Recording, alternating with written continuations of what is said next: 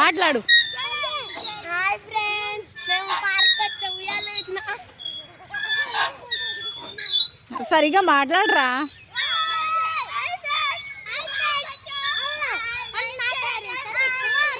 నీ పేరేంటి?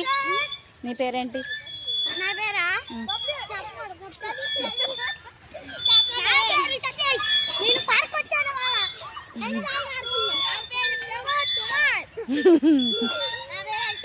పార్క్ వచ్చాం.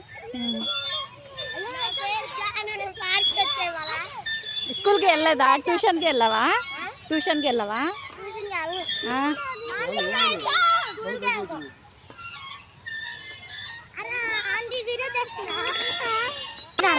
ఎక్కడ మీ ఇల్లు? మా ఇల్లు బొర్రరాంగుడిపేట.